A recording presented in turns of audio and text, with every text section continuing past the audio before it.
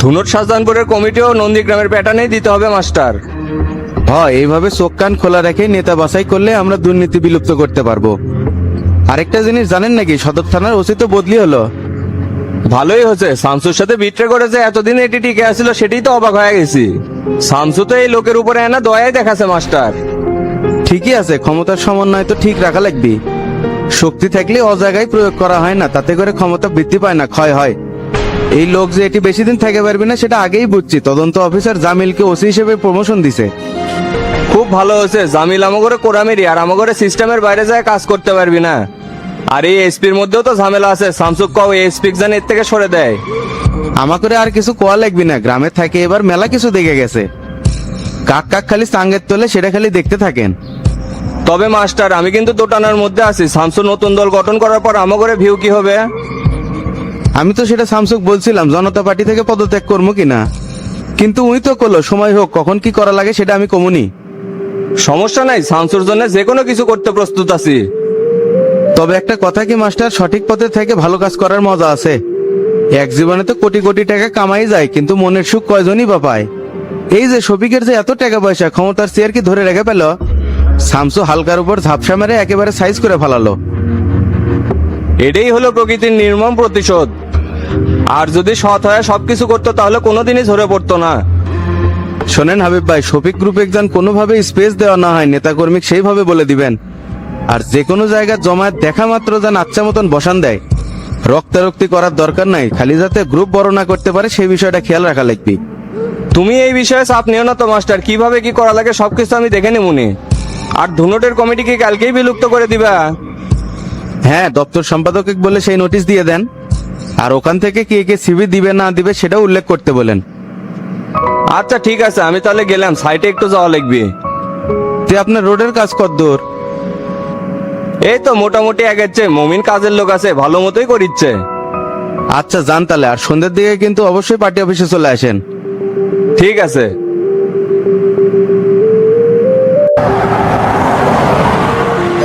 Sir আসসালামু আলাইকুম। ওয়ালাইকুম আসসালাম সুলাইমান সাহেব, আপনি বগুড়ার সদর থানার দায়িত্বে আছেন না? জি স্যার। আপনাকে ঘোড়ারঘাট থানায় ট্রান্সফার করা হচ্ছে। বলেন কি স্যার, আমার তো আরো 9 মাসের মতো সময় আছে। সামনে জাতীয় নির্বাচন, এই জন্য প্রত্যেক থানার ওসিকে রদবদল করা হচ্ছে। আপনি 10 তারিখের মধ্যে ঘোড়ারঘাট থানায় জয়েন করবেন। স্যার এত অল্প সময় কেমনে কি করব? It's my order, understand?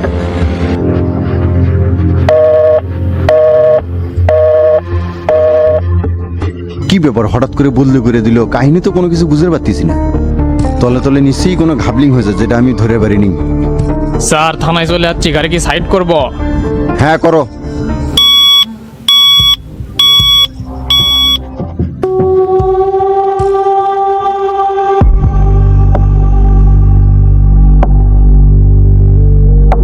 এ জামিল সাহেব, আপনার ফোনে কথা কওয়া শেষ হলে একটু রুমে আসেন তো।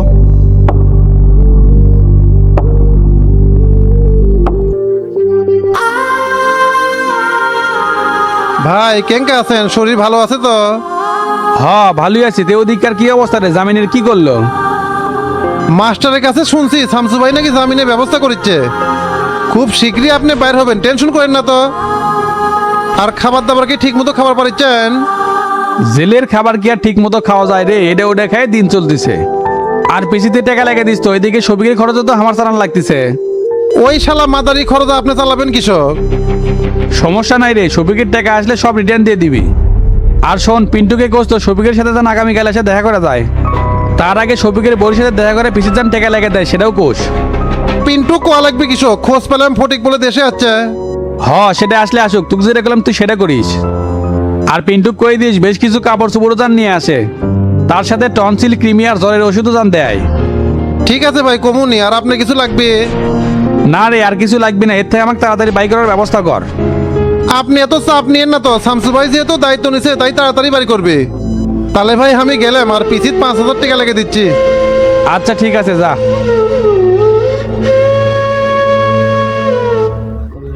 জামিল সাহেব, আপনি তো পাক্কা সেনা লোক, নেতাদের সাথে আমি আপনাকে পরিচয় করে দিলাম, আর ঘোড়ার 2.5 সাল মারে আমাকে ট্রান্সফার করে দিলেন। স্যার অযথা আমাকে দোষারোপ করতেছেন কিসের জন্য? আমরা তো একটা রুলসের মধ্যে চাকরি করি, এক জায়গায় বেশি দিন থাকতে পারি না। সকল ডাটা কালেকশন করা শেষ, আমার জায়গায় আপনাকে ওসি হিসেবে প্রমোশন দেওয়া হয়েছে। আলহামদুলিল্লাহ, এতে তো আপনার খুশি হওয়ার কথা। আমি প্রমোশন পেয়ে ওসি। এটা বগুড়া জেলা মিয়া, এখানে ওসিগিরি করে এত সোজা নয়। স্যার মুখের এত চাপ ট্যাগেল দেওয়া খুব কঠিন। দেখেন আবার আমার মতো পলিটিক্যালি শিখে যাতে না হওয়া লাগে। এখানে পলিটিক্সের শিকার হওয়ার কি আছে স্যার? এমন ভাবে কথা বলতেছেন, ট্রান্সফার হওয়া তো ন্যাচারাল ব্যাপার। এই মেয়ে 2 বছর হলে এই থানায় আমি ওসি হিসেবে দায়িত্বরত ছিলাম। আমার এক ছেলে জেলা উসলে আর মেয়েটা ক্যান্টনমেন্টে পড়ে। আমাকে সকালবেলা হুট করে বলা হচ্ছে যে আমি ট্রান্সফার হয়েছি ঘোড়াঘাট থানায়। এখন এই অল্প সময়ের মধ্যে কেমনি আমি সবকিছু শিপমেন্ট করব? পুলিশের চাকরি করলে স্যার এরকম দৌড়াদৌড়ি করার অভ্যাস থাকার দরকার আছে। দোয়া করি নতুন জায়গায় ভালোভাবে দায়িত্ব পালন করেন, আর আমার জন্য দোয়া করেন স্যার। বুঝতে পারছি, শামসুর কথায় উঠবেশ করিচ্ছ তো আমিও সোলেমান দেখে নিব তুমি এখানে কেমনে শান্তি মতো কাজ করো। স্যার যাওয়ার আগে এত হাইপার হওয়ার দরকার নেই। এখন বাসায় যে সব গুছগাছ করে নেন গা। আর কিছু বলবেন স্যার? না হলে চলে গেলাম, আমার কাজ আছে। না আর কি বলবো, যাও।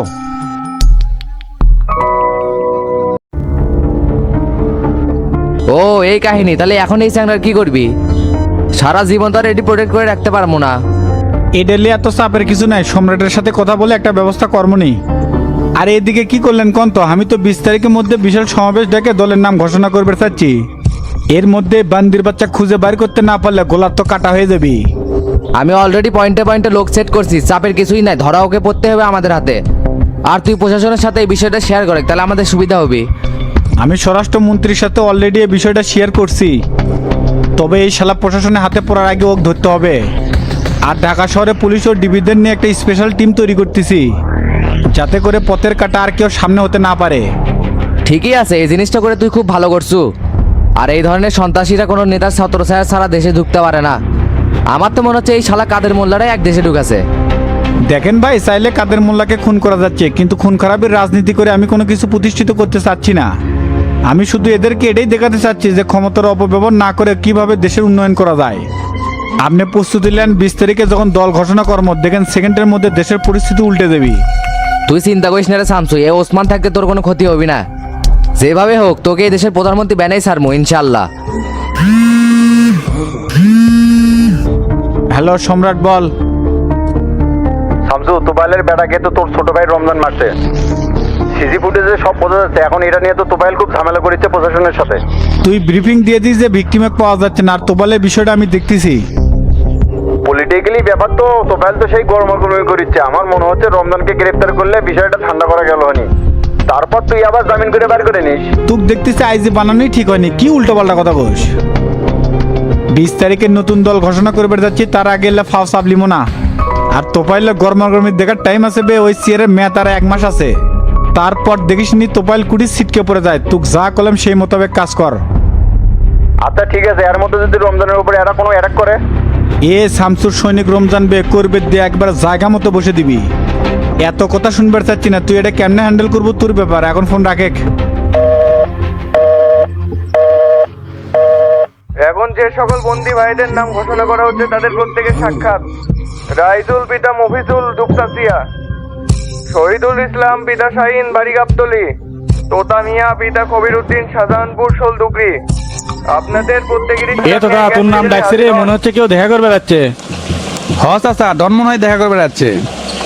আমার সাথে কেউ দেখা করবে এলো না, পিছিয়ে তো টেকা নাই, কাপড় চোপড়ও কেউ দিল না।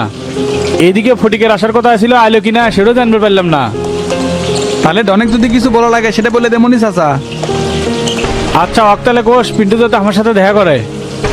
আর ওর চাষিক যে কবের কব আমার পিছিয়ে যান 10,000 টাকা লেগে দেয়। জেলে আসার সাথে সাথে ক্রিমি আর টনসিল বেড়ে গেছে, এগুলো ওষুধের সাথে সাথে জ্বরের ওষুধও দান দেয়। আচ্ছা ঠিক আছে বলবো না, আর কিছু কোয়া লাগবি? না আর কিছু কোয়া লাগিচ্ছে না, তুই তাহলে যা, আমি না চুল কেটে আসি। মাথার তো চুলই নাই, তার আবার কাটবেন কি? ভাবছি নাইরা করবো, মাথা খালি চুলকায় আর গরম হয়ে যাচ্ছে।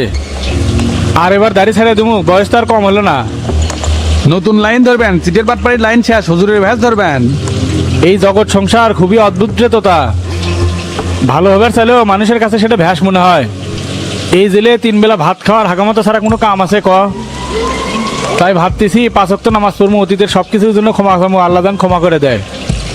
বাইরে গেলে কি এই হুজুরগিরি থাকবিনি? সঙ্গে সঙ্গে তো আপনার মধ্যে বড়দিন হাজির হয়ে যাবিনি। আপনি যে একটা পাক্কা শয়তান লোক সেটা কি আপনি জানেন? পরিস্থিতি ভেদে গিরগিটির মতো খালি নিজের রূপ পাল্টান। এ তুই যা তো 10 মিনিটের মধ্যে ক্যাশ টেবিলে হাজির হবার কাছে, না হলে সাক্ষাৎ ক্যান্সেল হবে নি। আমি নামাজ পড়বো কি না পড়বো আমার ব্যাপার, তুই পড়বো কি না সেই কথা ক। মুসলমান হয়ে যখন জন্মগ্রহণ করছি নামাজ তো পড়াই লাগবি। এ হাসু, ব্যাগ থেকে আমার কেস কার্ডটা নিয়ে আয় তো। ঠিক আছে বস, আর পিসি বইয়ে কি নিয়ে আসবা নাকি? হ্যাঁ লিয়ে আসিস, দোকান থেকে কাঁচামারি সর্ষের তেল আর পেস্ট তোলা লাগবি। এলে তোলার সাথে সাথে 1 প্যাকেট গল্লি বলে আসিস তো। পরের উপরে তো ভালোই আজান দিচ্ছেন। এ তো তা চাপ লিচ্ছুকে টেকা আসলে আমি তোর ঘরে 1 মাস চালামুবে। এ তুই এলে নিয়ে নিচে আয়, আমি ক্যাশ টেবিলে গেলাম।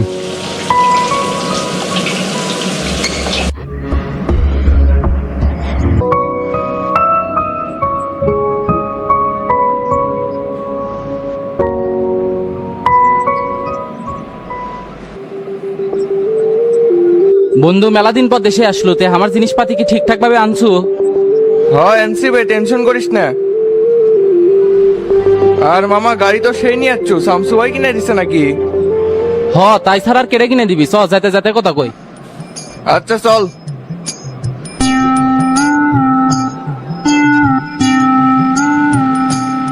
এ আসতে টানবে। অনেকদিন পর দেশে আসছো, তো উড়ে লিয়ে যাবো। কে রে, তোর তো আমাকে এয়ারপোর্ট থেকে রিসিভ করার কথা ছিল, এত দূর আমার ট্যাক্সি করে আসা লাগলো। কেডা জানে যে তুই একবারে টাইম মতো চলে আসবো, আমি তো যাবেরই লাগছিলাম। হ্যাঁ তোরা যে কিরকম হয়ে গেছিস না বোঝাই যাচ্ছে। আর তোরা থাকতে আমার চাচাটা ইনকে করে চলে গেল, এটা কোনো কথারে বললা? ওই কথার কোষ নেবে, তোর চাচা খাইলু চোর নাবে বড় ডাকাত। এলাকাত কি কি শুরু করছিল জানিস? এমপি হওয়ার সাথে সাথে এলাকাত মাদক চুরি ডাকাতি সবকিছু ডিলারশিপ নিয়েছিল। আর উপজেলা 200 কোটি টাকা তো তাক নিয়ে আত্মসাৎ করছে, তাই তো জেলে যাবি। সবই ষড়যন্ত্র। আসলে চাচা বিপুল ভোটে এমপি হচ্ছিল তো, তাই কারো সহ্য হচ্ছিল না। আজ এটা দলগানার মতো কথা কোষ না জানি। চলে সবই জানো পারবুনি, তোর চাচা যে কত খ্যাস্টে গ্রামের মানুষের থেকে নিজের কানে শুনিস। তে এবার কতদিনের জন্য আসলো দেশে? 3 মাসের ছুটি পাইছি, তবে এবার যাবো কিনা ভাবিচ্ছি। যাবো না কে, এই গ্রামে থেকে কি করবো, এটি কিছুই নাই। চাচার সাথে থাকা লাগবে, আজ তার কেউ নাই দেখে সবাই তার পিছে বাস দেওয়ার সুযোগ পাচ্ছে। দেখ বন্ধু, দীর্ঘদিন বিদেশে আছিল, বর্তমান প্রেক্ষাপট তো তোর অজানা। তোর চাচা হলো এলাকার মধ্যে সবচেয়ে বড় ক্রিমিনাল। আজ এটা সত্য না জানে কাউকে জানি দোষ দিস না। বাড়ির চলে কাকে সবকিছু তোর চোখের সামনে পরিষ্কার হয়ে যাবি। হ্যাঁ চলে। আর গ্রামের কি অবস্থা, সবাই ভালো আছে? আছে একরকম। আর ডনের কি খবর? শালার বেটা আমাকে থ্রেট করছিল ফোনে, দেশে আসলে বলে দেখে নিবি। ডন ভাই কি আগের মতো আছে? তাই এখন আমাদের ওয়ার্ডের মেম্বার, তার সাথে গ্যাঞ্জাম করা ঠিক হবে না। আমি ফটিক পে ওগুলো মেম্বারে বেলার টাইম আছে, কি জন্য আমার ফোনে থ্রেট করছিল সেটা জবাব দেওয়া লাগবি। আর তুই ইনকে ভয়তে নিতে পড়িচ্ছু কি জন্যে? আমি ভয়ে নেতা পড়িচ্ছি বে, টেনশন তো করিচ্ছি তোক নিয়া। যে গরম নিয়ে লন্ডন থেকে আসছু, বাড়াবাড়ি করলে কিন্তু চাপার দাঁত ভেঙ্গেলে দিবি। এলাকার মানুষজন তোর চাচার উপর সেই ক্ষেপে আছে। তাই আমার সৎ পরামর্শ, বন্ধু মেহমান হিসেবে এই দেশে ঘুরবে যাচ্ছ, কারোর সাথে ঝামেলা করার দরকার নাই। যে গ্রাম রেখে গেছিল না সেটা আর নাই, বহুত পরিবর্তন হয়ে গেছে। না রে গোল্লাই, ফটিকে অনেক পরিবর্তন হচ্ছে। আমি এমনি এমনি দেশে আসিনি, মেলা হিসাব নিকাশ বাকি আছে। তে শামসু ভাইয়ের এখন কি অবস্থা? নিউজে দেখলাম জনতা পার্টি থেকে নাকি পদত্যাগ করছে। এগুলা রাজনীতি বুঝবো না বে, দেশে যেহেতু আচ্ছ আস্তে আস্তে সবকিছু জানবার পারবো। তে তোর চাচার কোন বাড়িতে যাবো, পুরাতন দাঁত না নতুন দাঁত? চাষি মনে হয় নতুন বাড়িতে আছে, ওটি যা। আচ্ছা ঠিক আছে।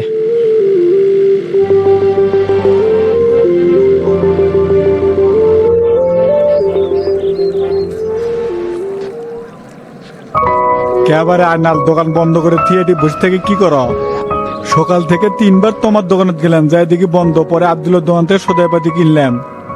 হালকা আল্লাহ চাপে আসি তো চাচা, তাই দোকান বন্ধ। আগামীকাল থেকে নিয়মিত খুলমু। আর জিনিসপাতি যেহেতু নিয়েই ফেল দিছেন, পরবর্তীতে আমার কাছ থেকেই নিন। তে বাকি টিকাগুলো দেওয়া লাগবে না, এবার তো হালকাতা করবার চাচ্ছি না। দূর স্যাংরা, হালকাতা না করলে কি মোটা টাকা তোলা যাবে? গরম জিলেপি আর নিমকি বাড়িতে বানায়, কারিগর আমি দমুনি। তা আমার বাকি আছে কত? সব মিলে তো 1350 টাকার মতো। কি উল্টা পাল্টা হিসেব দাও, গাঞ্জা মদ খাও নাকি? সর্বোচ্চ 850 টাকা বাকি হতে পারে, তার বেশি না। ওহো, বাকি খাওয়ার সময় মনে থাকে না? এখন টাকার হিসাব কষি আর গাঞ্জামত খাই না। দোকানের যে খাতা দেখালে বুঝতে পারবেন নি কত আছে। এমনি টেনশনে আছি চাচা, আপনার সাথে আজারে তর্ক করে চাচ্ছি না, চলে যান তো। এই স্যাংরার কি আছে? ইনকে ব্যবহার করার স্যাংরা তো আয়নাল লয়। আচ্ছা থাকো, গেলাম। রাব্বি মাদারি আজকেও দোকান খুললো না, আর ওর ফোন এখনো বন্ধ। আর শালার বেটা 2 দিন হলো বাড়িতেও আসিচ্ছে না, কাহিনী কি? নাকি সকল নাটের গুরুই? তেলু আর মিজান যেদিন রাতের বেলা ওকে দেখছিল কাহিনী তো সেদিনই ঘটছিল। তার মানে রাব্বি এটা করছে, ওর ঘরে তো ব্যাগও আছিল। এতক্ষণ যে সব আস্তে আস্তে পরিষ্কার হচ্ছে, তাহলে রাব্বি জিন সেজে করছে। তাছাড়া জিনের নাম্বারও বন্ধ, রাব্বির নাম্বারও বন্ধ, দুয়ে দুয়ে চার ঠিকই মিলে যাচ্ছে। হাই রে, গোলাপি বারবার ফোন দিচ্ছে, কতক্ষণ আর রিসিভ না করে থাকে। ই যেই বাড়ি বাপের বাড়ি যায় সেই বাড়ি আমার কোনো না কোনো অঘটন ঘটে, দেখি ফোন রিসিভ করি তো। হ্যাঁ গোলাপি কও, এতবার ফোন দিচ্ছ কি জন্য? রিসিভ না করলে ফোন দিতেই থাকে। আব্বু আমি ফোন দিছি, আম্মু নয়। তোমার না আজকে আসার কথা আছিল? আম্মু সেই সকাল থেকে বসে আছে, আমরা ছোট খালার বাসার যাবো। বাবা দোকানে অনেক চাপ তো, সেই জন্য বাইরে হবার পারছি না। এইদিকে তোমার রাব্বি চাচ্ছু নয়, একটা কাজে গেছে, এতে তোমরা আন্টির বাড়িতে দাওয়াত খেয়ে চলে আসো, সমস্যা নাই। খালি হাত পায়ে আন্টির বাড়িতে কেমনে যাবি? দই মিষ্টি নিয়ে যাওয়ার লাগবি না? আসার সময় 1000 টাকা দিছিলে গাড়ি ভাড়া, এটা এটা করতে শেষ হয়ে গেছে। আম্মু তোমাকে আসবার করলো, 8 টাকা লাগবি। দোকান বন্ধ করে যাওয়া যে সম্ভব নয় আব্বু, তোমার আম্মুর নাম্বারে বিকাশ করে টাকা দিচ্ছি, তোমরা ঘুরে আসো। তাহলে আব্বু 5000 টাকা দিও, ছোট খালার বেটাক বলে কাপড় চোপড় কিনে দিবি। আর খবরদার কম যাতে দিও না, আম্মু কিন্তু এমনিতেই খুব রেগে আছে, না হলে কিন্তু আবার ফোন দিবি।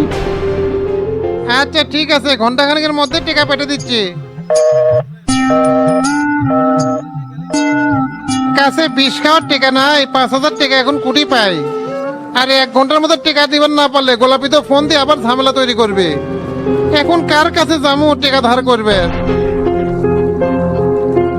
কে রে, 3 দিন হলে ঢাকাতে আসছে, খালি ঘরের মধ্যে শুয়ে বসে থাকিস, বাইরেও তো বাইর হস না। ঘটনা কি কত? হঠাৎ করে ঢাকাত কি জন্য আসছো? আরে রাহি ভাই আর কই না, এলাকার থেকে আর পোষাচ্ছে না, তাই ভাবছি সবকিছু ছেড়ে ঢাকাতে সেটেল হয়ে যাবো। এই কোথায় এতদিন যে আসে বুঝলো? কতদিন হলে তোকে এই কথা কয়ে আসতেছি। শোনে, আমাদের গার্মেন্টসে কিছু লোক ছাঁটাই করছে, নতুন লোক লিবি, বেতন দিবি 12,000। ম্যানেজারের সাথে আমার ভালো সম্পর্ক আছে, তোকে আমি লেবার পোস্টে ঢুকে দিবার পামু। কি যে কও না ভাই, এই যুগে 12,000 টাকা দিয়ে কিছু হয় নাকি? কাঁচা টাকা কামাই করা লাগবে। গরিবের কাছে 12,000 টাকা অনেক, 6,000 টাকা দিয়ে মাছ চলে যাবি, আর 6,000 টাকা জমাবের বাবু। মামা তো ভাই রে, এই টাকা দিয়ে আমার পোষাবি না। এমন ভাব করিচ্ছু মনে হচ্ছে লাখ লাখ টাকার মালিক তুই। তুই কি করবে চাচ্ছু? চিন্তা করছি অটো রিক্সায় কিনবো। কে রে, এটি অটো রিক্সার জমা কয় টাকা করে রে?